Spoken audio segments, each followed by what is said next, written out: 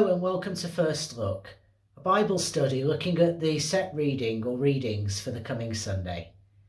My name's Carl and it's good to have you with us as we dive into our text for today, which is Matthew chapter 22, verses 15 to 22.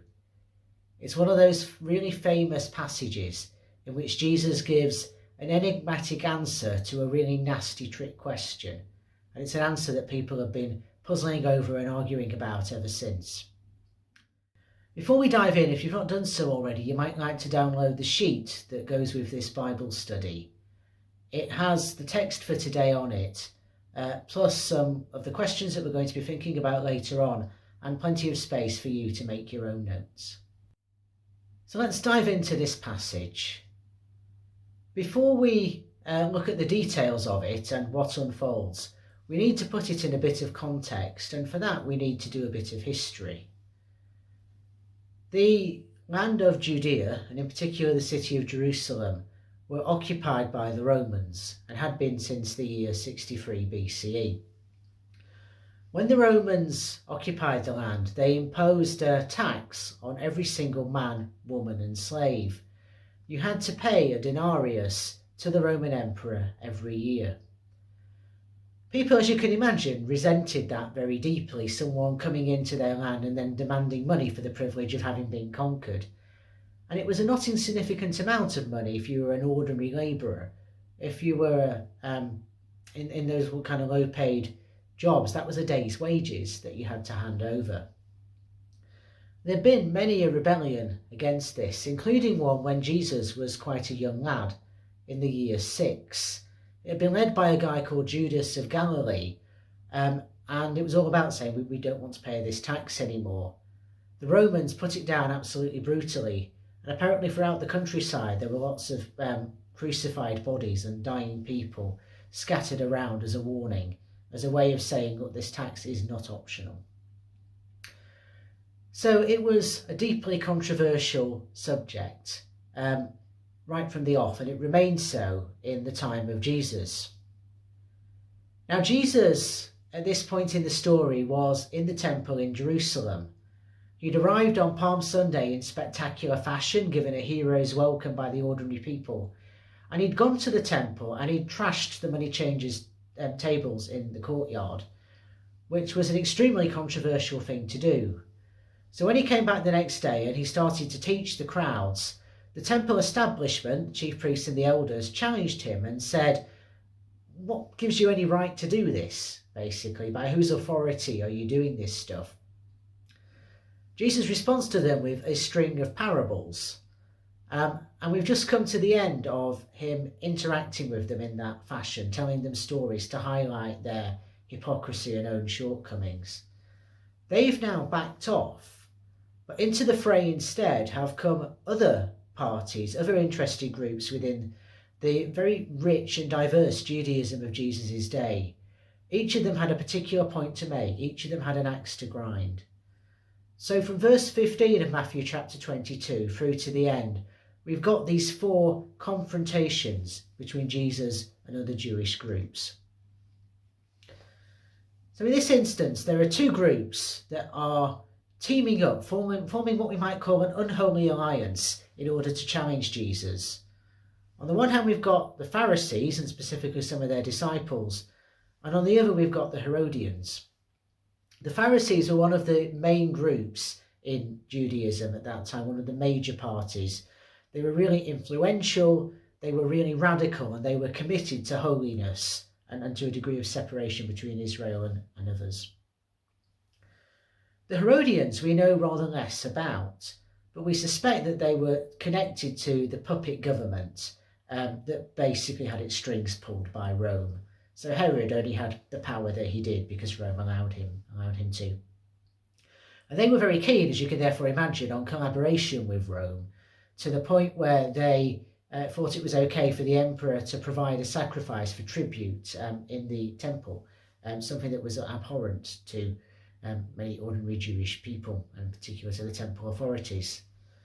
So the Pharisees, who believed in separatism and not siding with foreign rulers, and the Herodians were not people who would naturally come together.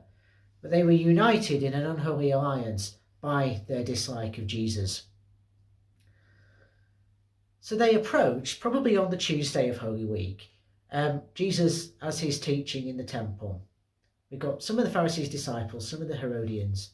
And one of those disciples tries to butter up Jesus and says, we know you're this great teacher, you're not swayed by what people think, you're impartial. In other words, you're a person of integrity. So tell us then, Jesus, is it lawful to pay the tax to the emperor or not? Now, from what I've already said, you can probably get a sense of how difficult a question this was going to be. It put Jesus in one of those no-win situations where whichever answer he gave, he was potentially going to be in real trouble. You see, if he'd said, yes, it is lawful to pay the taxes, those crowds that were gathering to Jesus and saw him as a breath of fresh air, potentially as the Messiah, and certainly as part of some kind of renewal movement within Judaism, a kingdom movement, they would have quite probably have turned on Jesus, and it would have made it much easier for the temple authorities, who had stayed away from trying to arrest Jesus because of his popularity with the crowd. It would have made it a lot easier for them to step in and arrest him. So saying yes, it's lawful to pay the tax was not looking like a very promising option. But equally, saying no to paying the tax was very difficult, because that would have marked Jesus out as an enemy of Rome, as a rebel, as a radical, and he would have probably therefore have met the same grisly end as Judas of Galilee. Now we know that Jesus wasn't actually shying away from political trouble, but we do know, I think, that he had much more to do before going to the cross, and wasn't ready for that to be the hill that he would die on, so to speak. So what did Jesus do in response to this no-win situation where yes and no are both deeply problematic answers? Well, Jesus asks the Pharisees and the Herodians to see the coin that was used to pay the tax, to see the denarius. Now, this coin had on it a depiction of the emperor, of Augustus Caesar, and some inscriptions that described him as the Son of God and as a high priest. So really kind of divine titles, really selling Caesar, if you will. This made these coins idolatrous and deeply offensive as far as Jewish people were concerned. It violated that in Exodus chapter 20, when Moses receives the commandments about having no other gods but Yahweh and about not worshipping graven images. So the coins were disliked, and I can't help but wonder how the crowd reacted to the disciples of the Pharisees being able to produce one of these quite so readily. Did they think, maybe you're not quite so holy and set apart from Rome after all? Maybe you've sold out a bit. We do know that some of the Pharisees were committed enough to their opposition to the tax and to collaborating with foreign powers because of how they interpreted the holiness laws, that they were willing to join in with the rebellion in the year 66, which was the catalyst for Rome eventually deciding in the year 70 to destroy Jerusalem. But that's another story. In this instance, it seems that we have slightly sell-out Pharisaic disciples, if I can put it like that. When they present him with the coin, Jesus says, whose picture is that? Whose inscription is that? And they say, well, Caesar. And then Jesus answers with a statement that, as I said at the beginning, has continued to puzzle people and cause controversy many, many centuries later. Well, give to Caesar what's Caesar's, give to God what's God's. We're told that the Pharisees and the Herodians were amazed by this answer, and they went away and they left Jesus. And as we'll see as we continue to read on in Matthew 22 in subsequent weeks, that others then came and took their turn of having a pop at him. It seems that his answer therefore worked. There was enough there to satisfy both the Pharisees and the Herodians. But what was Jesus actually saying here? What does this answer actually mean? Well, you can read it in a variety of ways and bring it into conversation with a variety of other passages. So some have argued that Jesus was saying you should not pay the tax.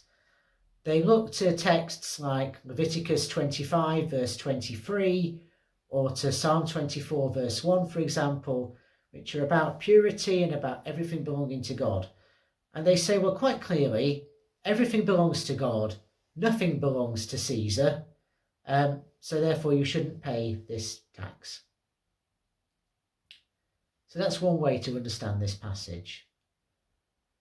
Others say, of course you should pay the tax to Rome. They were a lawful government and they were sanctioned by God. And for that, they would cite texts like Romans chapter 13, verses 1 to 7, Paul's views around the Roman government and the authority of earthly powers. And they might also cite 1 Peter chapter 2, verses 13 to 17. So you can find, yes, he was saying yes, no, he was saying no, both of those views. There are also commentators who see Jesus' response as rather more ambiguous than that, and I'm inclined to believe they're much more on the right track. So people like Janine Brown, for example, and Barbara Reed have argued that what's going on here is actually about loyalties. This is saying that our primary loyalty, our first allegiance, should be to God. And that then we have to work out our allegiance to the other things that press upon us, like nation states or money or family and all those other things after that. But first and foremost, our focus should be God, and that's what that's actually about. I think there's a lot to be said for that point of view. There's another helpful perspective that Tom Wright brings to this, which is to say that Jesus kind of says both yes and no, and neither yes and no. That actually what he's doing is pointing to a third way, to borrow that awful phrase from New Labour, where it's basically saying, yes, I am going to defeat Caesar and the powers of Rome and all of her oppressors once and for all, but I'm not going to do it in the way that the violent rebels and zealots would have liked me to.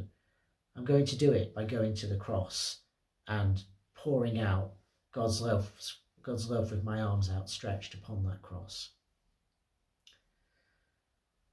So they are some very different ways of reading this passage.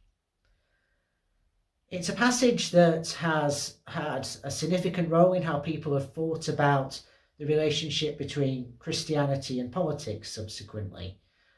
So some have argued that this means that Christianity has nothing to do with politics, shouldn't be interested in questions of social justice, should just stick to spiritual matters in inverted commas. Some have said this quite clearly shows that Jesus is not interested in mundane things like what we do with our money. Others have suggested that this means that governments are to be obeyed no matter what, and breaking the law is never acceptable. Again, I think those interpretations are kind of dubious, and are either about the assumptions of the Enlightenment of the 17th, 18th and 19th centuries, about the kind of pushing out of faith from the public sphere, or they're about people taking their own political stances and imposing them on the text. But you may disagree and have different ideas.